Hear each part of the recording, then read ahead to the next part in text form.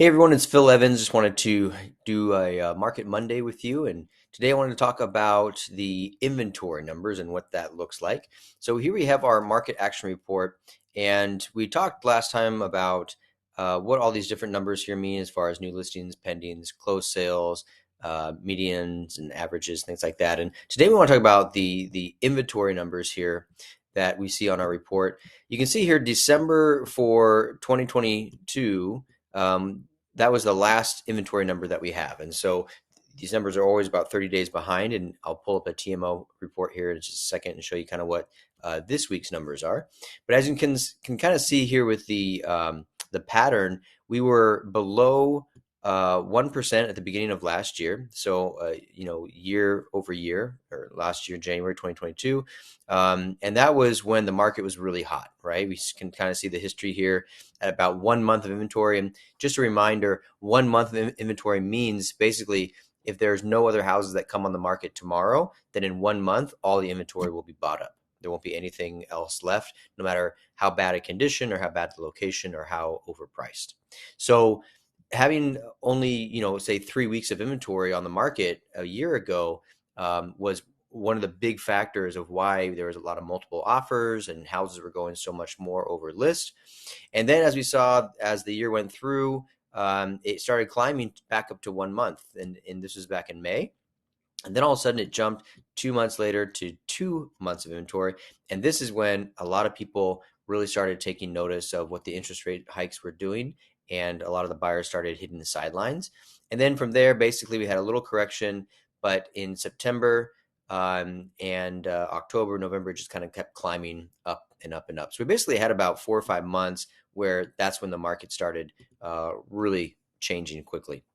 Then we have a little bit of a drop here in December, but really it's kind of the same story. That's that we are over 2 months. Now, a balanced market is traditionally 6 months of inventory. That's when it goes from being a seller's market to a buyer's market, and the buyers really have a lot of options to choose from.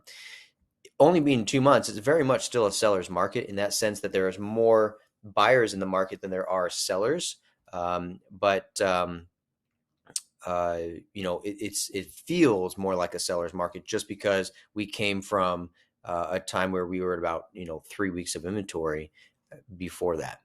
So that's kind of what's going on in the market. That's why the market feels slow right now, but we are getting reports of multiple offers on properties right now.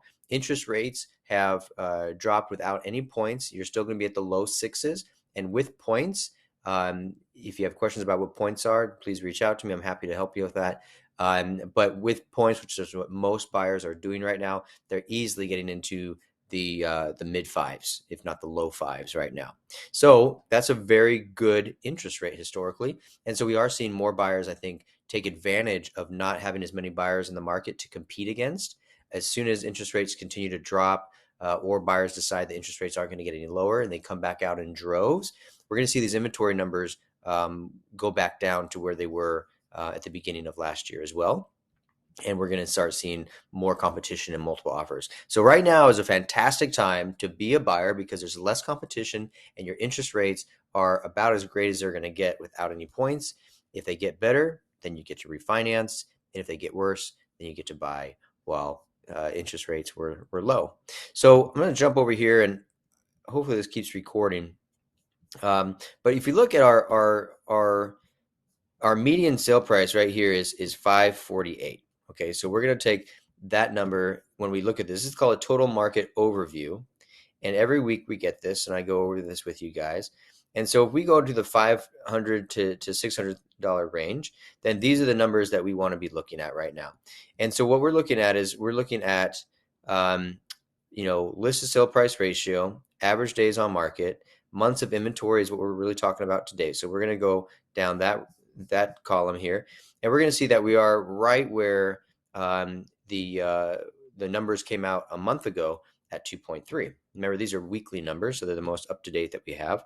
But interestingly, above that medium sale price of about 550, when we get into the sixes, sevens, $800,000 for a house, they go up 2.9, 3, 3.3, 3.4 if you're over a million.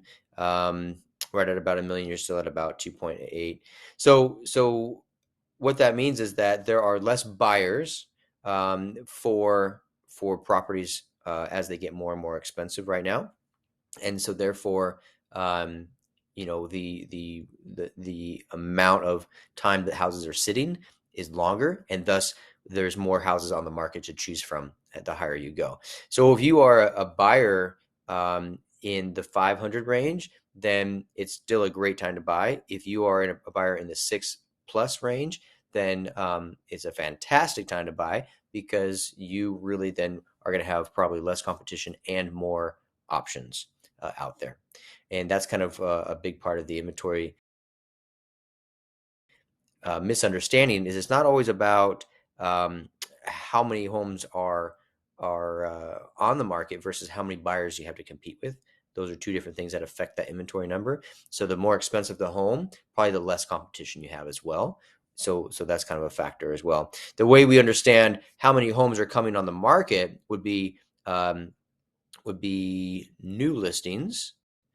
And let's see, we have number of active listings, but that doesn't tell us the new listings. The new listing number that we get is right here. That's the new listings on what's something you can see from we talked about last week. It decreased almost 33% from the month before. And so that's the difference between more houses coming on the market to choose from as a buyer versus how many buyers are out there to compete with that are taking away the current inventory. I know it's a lot of information, but I love to keep you guys educated and up to date on the market. If you have any questions, please shoot them in the comments, and we'll see you next week.